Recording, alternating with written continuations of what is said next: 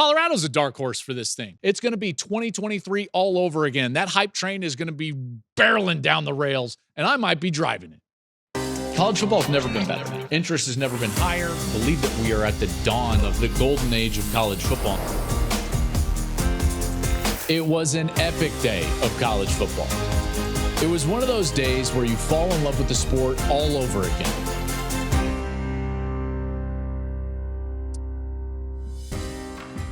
Hey, welcome into the program, everybody. I am Joel Klatt. This is the Joel Klatt Show, and as always, we are presented by Hampton by Hilton. I cannot wait for college football. We are 1 week closer at the top 25 last week. Now we are 1 week closer to the sport that we love. I'm telling you, I get a little too fired up about it, but that's all right. I think my wife understands. My kids understand. They're fired up about it as well. So this is one of the first years where they're also like chomping at the bit, asking me about college football, which games that they need to watch, all this stuff. So that's been really fun. I got my boys 12, 10, and 7. So it's been a fun year and getting ready for the college football season. By the way, before we get into what I wanted to get into today, have you ever had somebody ask you or tell you like, hey, I think that's the nicest shirt I've seen you wear? And I'm like, thank you. I don't know. Can you leave a comment down below? Is that a compliment or not? I need to know, compliment or not, because that'll direct the way I think about said comment.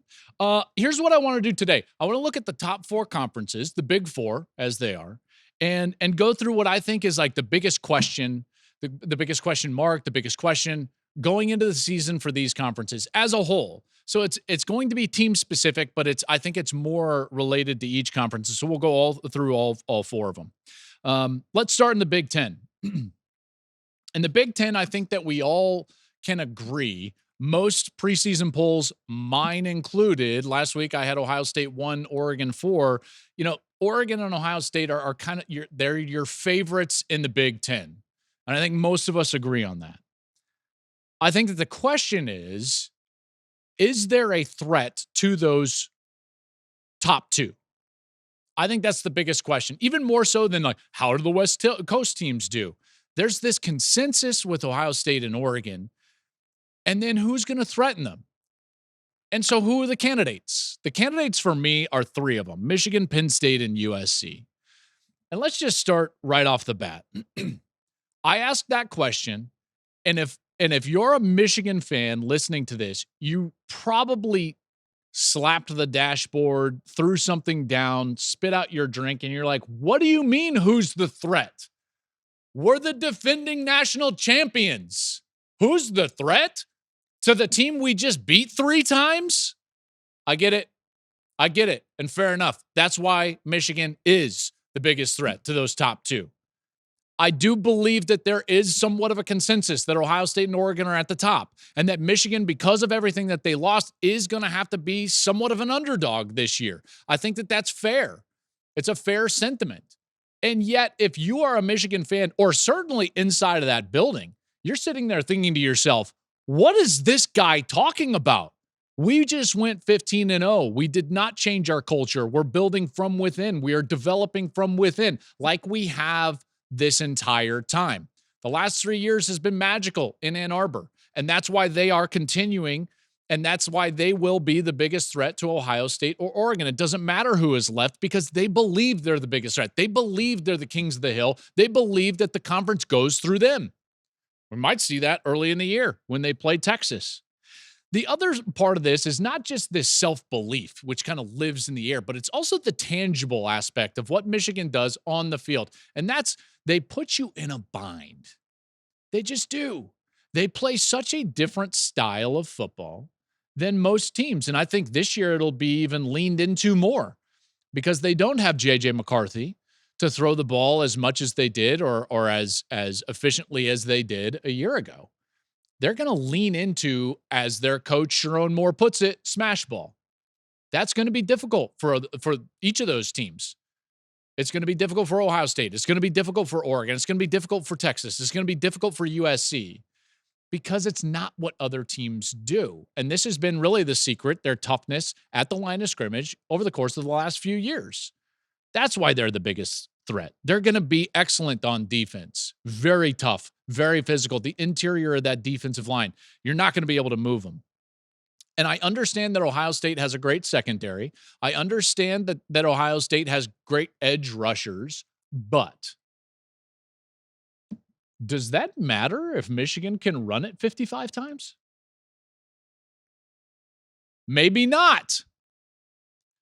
See, for the last 3 years, they've said, great, good for you. Look at all that skill on the outside, offensively and even defensively. And then they said, come on in here into a phone booth and see if you can win a fist fight. And they've won the fist fight. They've won the fist fight. They believe they're the king of the mountain. That's why they're the biggest threat. They believe it. You can walk around anywhere else in the country, and everywhere else in the country, people are talking about Ohio State. People are talking about Oregon. In Ann Arbor, you walk into the building at Michigan, nothing's changed. It's the damnedest thing I've ever seen in my life.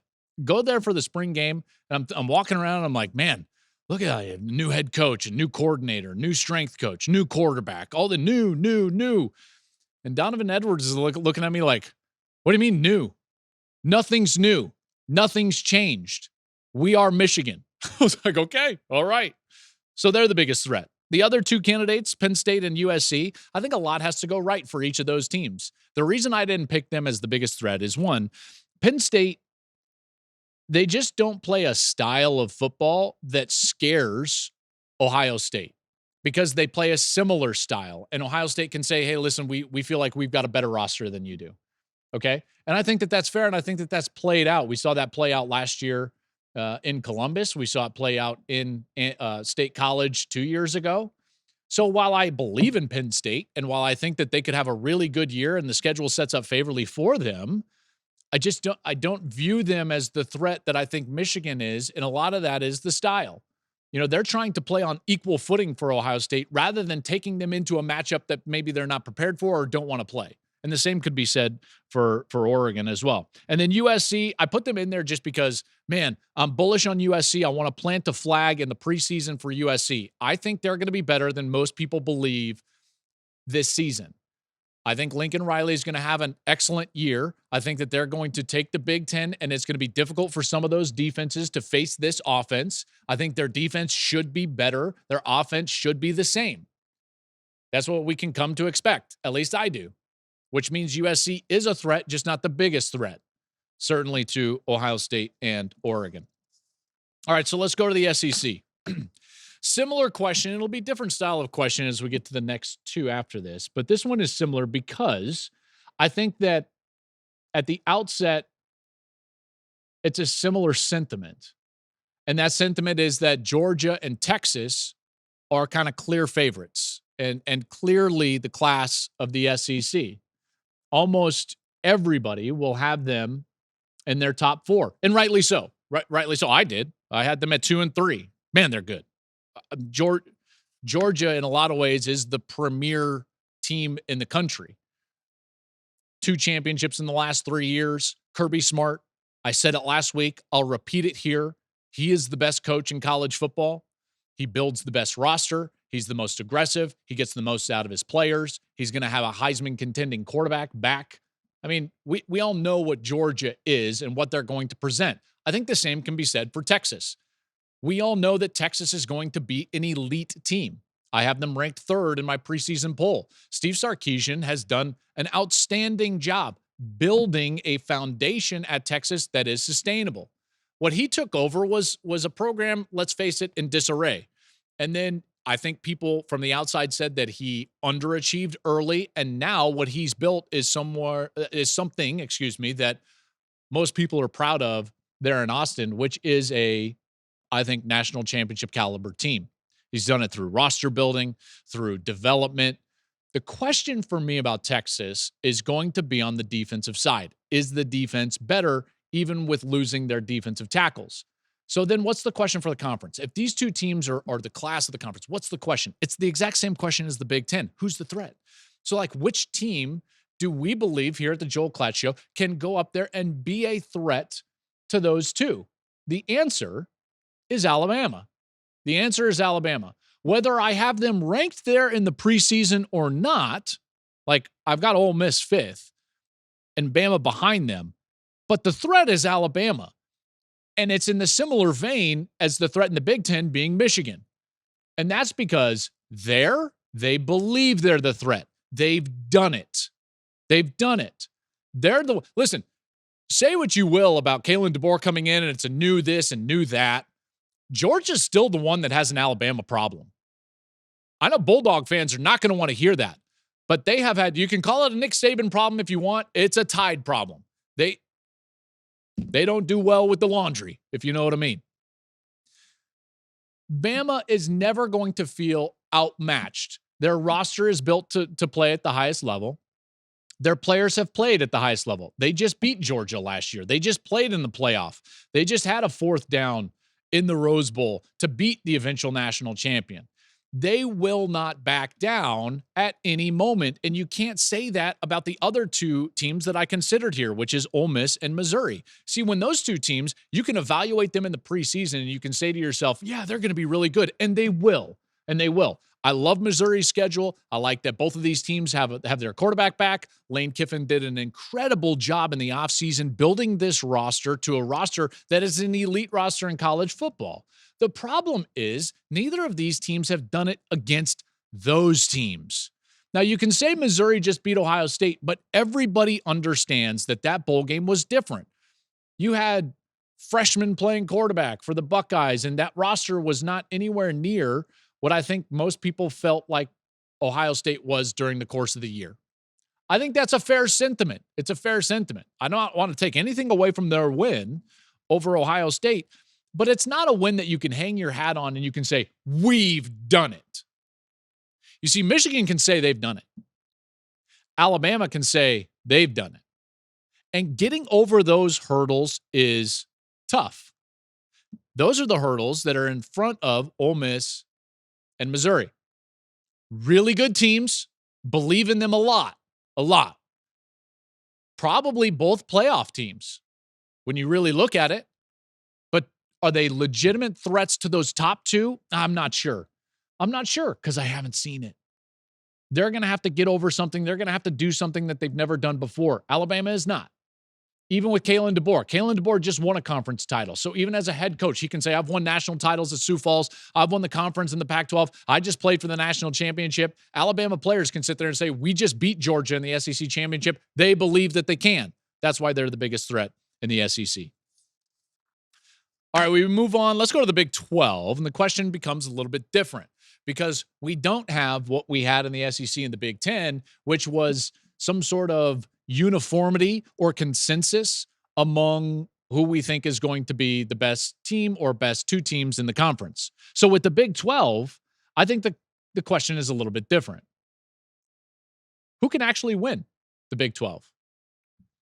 When you pose that question and then you just sit back and you start analyzing these programs, you can just start listing them off. And then all of a sudden, it gets me a little bit giddy because I'm like, oh man, this is going to be an incredible year. The Big 12 is going to eat themselves alive. But here's the best part. It's not the 4-team format. So we will see the winner of this conference in the playoff with a bye. Incredible. So now we've got this gauntlet conference that is as deep as any, maybe deeper than any when you're just talking about the competitive balance of the conference. Now, are all of these teams better than the teams in the Big Ten or the SEC? No, probably not. But when you're just talking about competitive balance, this is the most competitive conference in the country. You don't have the consensus at the top. Even though I love Utah, and that's where I'll start, Utah is certainly a team that can and might win the Big 12 conference. If you listen to this show for any amount of time, you know that I have an absolute affinity for Utah football. I love their style of play. I love their toughness. I love their head coach. If any of my sons ever wanted to play for Kyle Whittingham, I would sign him up in a heartbeat. Highest compliment I can pay a head coach. Guy is fantastic. Might be his last year. I talked about that last week. They named a coach in waiting, Morgan Scalley, and they're veteran, man, at the key spots. Cam Rising, back. Hey, what have they done the last 2 years that Cam Rising has been a quarterback? Oh, that's right. They won their conference title, played in the Rose Bowl. Okay. Okay. He's on his 18th year in college football. He probably is going to play really well. Brant Kuithe, their tight end, back. Their defense, always tough, always aggressive. That's the toughest place to play in the conference. So that's where you start. I start with Utah. And now I think you've got 4 other teams that are just nipping at their heels. And I think that these 4 teams easily could win this conference as well. Kansas State, Oklahoma State, Arizona, and Kansas. Man, this is going to be so good. And there's a couple of other dark horses, but let me just walk through those 4 right now. Kansas State is in the same vein as Utah. They will not be intimidated by Utah football like most teams are. I'll be honest. Most teams are intimidated by Utah football. Kansas State will not be because they play a physical brand of football. I'm really excited to see Avery Johnson, their quarterback. I saw him briefly in that Texas game before Will Howard kind of took over. I'm excited to see their run game, especially with their mentality, the way that they like to shorten games, and the addition of the transfer from Colorado, Dylan Edwards.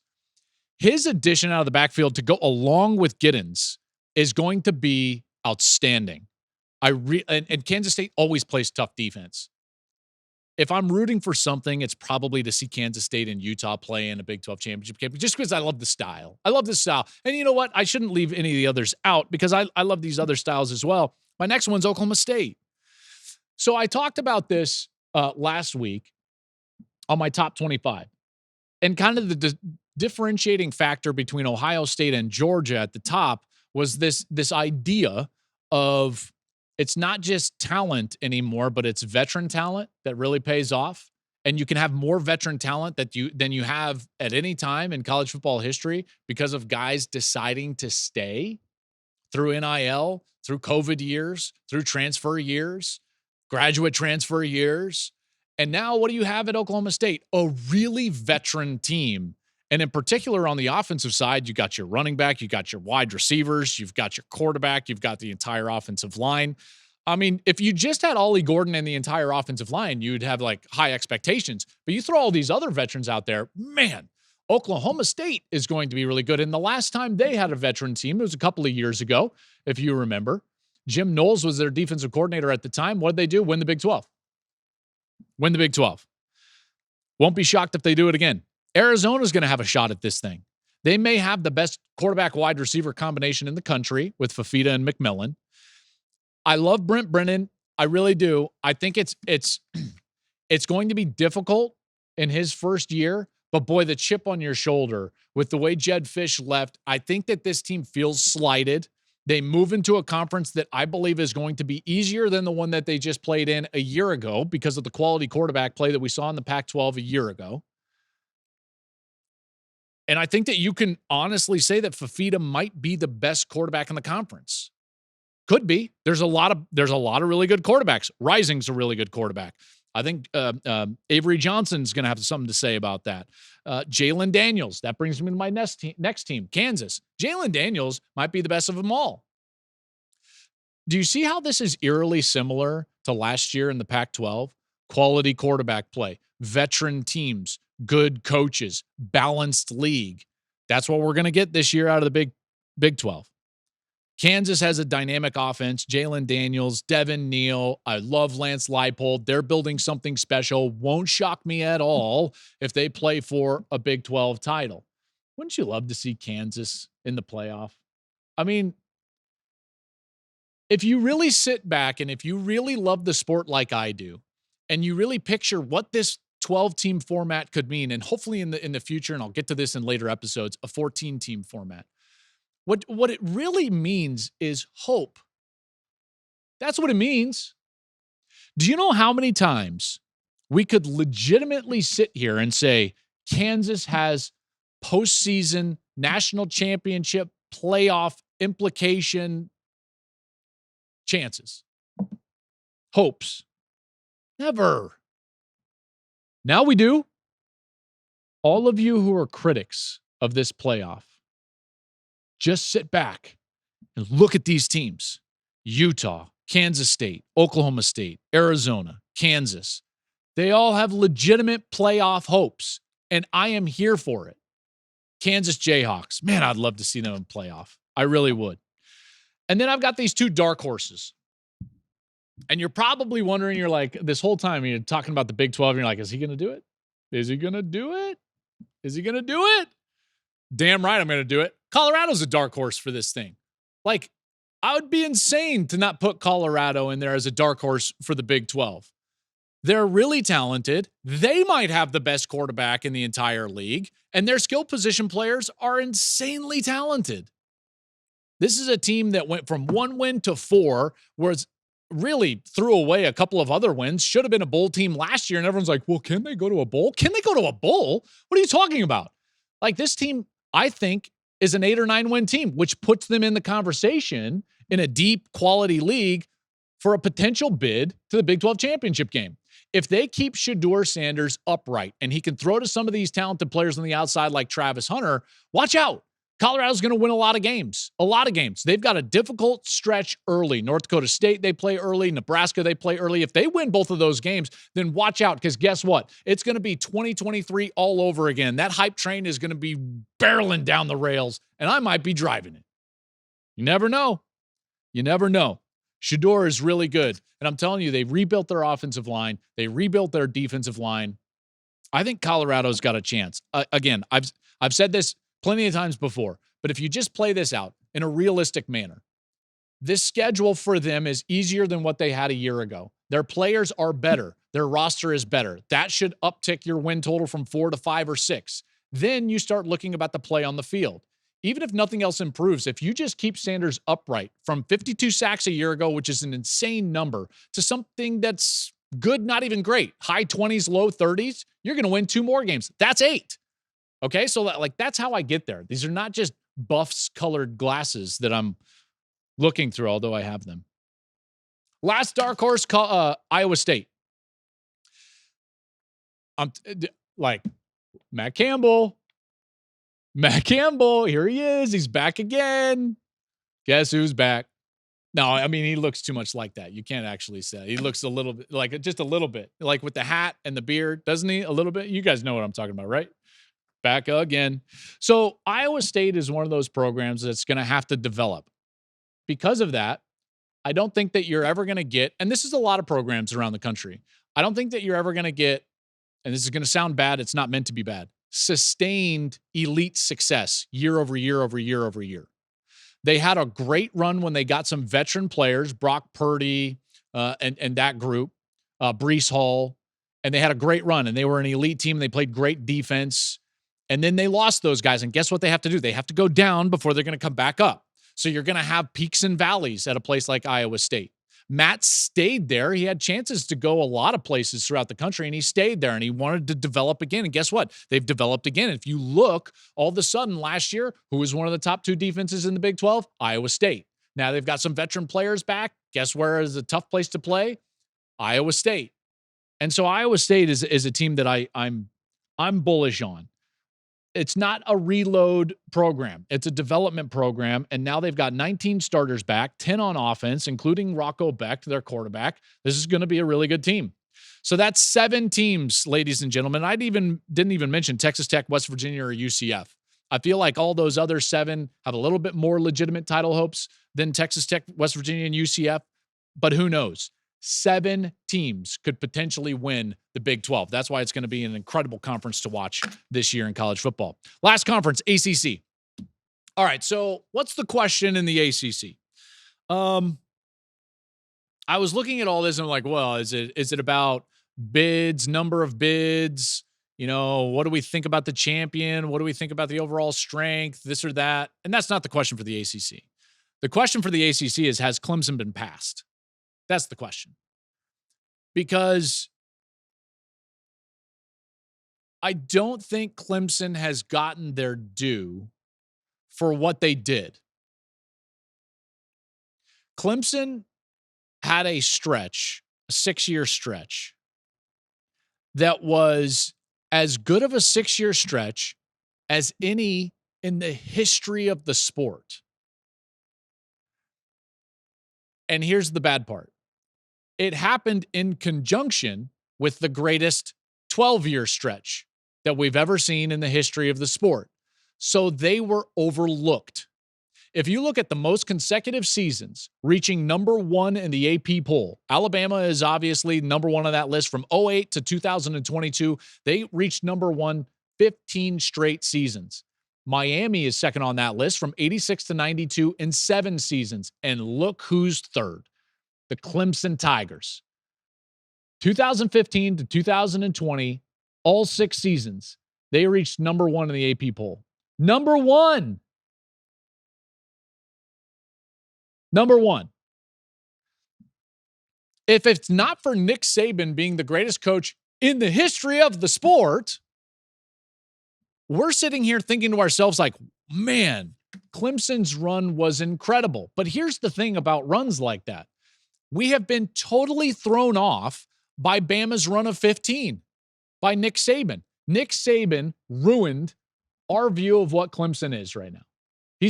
They've totally ruined it. Now we think that this is just commonplace. Oh, you're going to be great for 15 straight years. That doesn't happen in the history of college football. It just doesn't.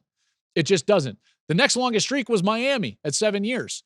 Then Clemson at 6. You see, if you actually look at the history of college football, what you'll see is pockets of greatness are absolutely the norm. What's happening at Clemson right now is what we should expect to happen. The anomaly is Alabama. What's happening at Clemson has happened countless times throughout the history of the sport. It's happened at Nebraska after the mid-90s. Then they took a little bit of a dip. It happened at Miami. It happened at Texas. It happened at Oklahoma. It happened at USC. It's happened at Washington. It's happened at Florida State. It's happened at Michigan. All of these places. This should not surprise us at all, actually. You know, I'm everyone hammers Dabo for not adapting. And you know what? Fair enough. And probably rightly so. This idea that he's not going to play in the transfer portal is just not sustainable. So this is what happens. If you don't learn from history, you're doomed to repeat it. Or you can say there's nothing new under the sun. Like history is always going to be cyclical. Think of all those great programs. What happened to those great programs? At some point, they didn't adapt. Every one of them. Every one of them. And you can go through the examples. You can make an argument Nebraska never adapted schematically, fell off. USC didn't adapt with the facilities race. They fell off. They kept trying to hang on to the Pete Carroll era and it didn't work. Miami didn't adapt to the facilities race, fell off. Michigan just wanted to hang on to, we're a Michigan man and we're this and that. And they didn't adapt until recently, and now they've bounced back. In order to succeed in this sport, you have to adapt. You've got to be fluid. Dan Lanning talks about it all the time. He thinks that that's the number one trait of any head coach in the country. So all that to say, what's happening at Clemson should be expected to happen. So then the question is posed, have they been passed? And the answer is yes. Yes, they have. That's the natural evolution of the sport. We should have expected it. And it's time that we start to look at this season for what it is, which is clearly a Florida State-Miami look towards that ACC championship game. This is nothing against Clemson. This is the natural evolution of college football. This is the natural progression of programs. Again, they had the best 6-year stretch, or arguably the best 6-year stretch of any team in college football history. They knocked off Alabama, the greatest dynasty that we've ever seen for 15 years. And now here we are, and Florida State and Miami have adapted. They've invested in the right areas, and now they are playing with modernity. They've modernized, and Clemson hasn't. And they're going to pass them, and have. And I think that that's going to be evident this year. And to be fair, I don't root for this, right? Like I love Clemson, and it wouldn't take long, and it wouldn't take much for them to just bounce right back, because that's the way that they think about their program. They've invested in the right areas, the facilities, and not in the personnel via the transfer portal, where Florida State has, Miami has. And now those rosters are just going to be in a better place to compete in the ACC. I said it last week, and I'll say it again right now. Miami should be 11-1. 10-2 is an underachievement for the Hurricanes. Mario Cristobal is under and should be under an immense amount of pressure. With this roster that they have and the schedule that they face, this is an 11-1 team all day long. All they've got to do is go out there and play to their level. Now, we haven't seen that from Mario Cristobal and his teams, really even going back to Oregon. He's 12-13 at Miami. That has to improve, and it's got to change immediately. And I think that it will. And then Florida State, you just can't argue with what Mike Norvell has done. Mike Norvell has built something. He got there and he's built something and he's developed and he's leaned in with how to change over the roster, how to build the roster year over year. And here he is. And I think both of those teams can confidently say that they should be the favorites in the ACC and not Clemson. And I believe it. And I believe it. And Clemson's schedule this year is not very conducive, I would just say. Not very conducive. So there we go. There's the questions in the conference. And remember, leave the comments below on the episode. I like to jump in there. Subscribe to the YouTube channel. Subscribe to the podcast. And share it with a friend. College football is coming, man. It's fast approaching. We are almost there. We are 1 week closer to the start of the greatest time of the year, college football season. I'll be back with you next week.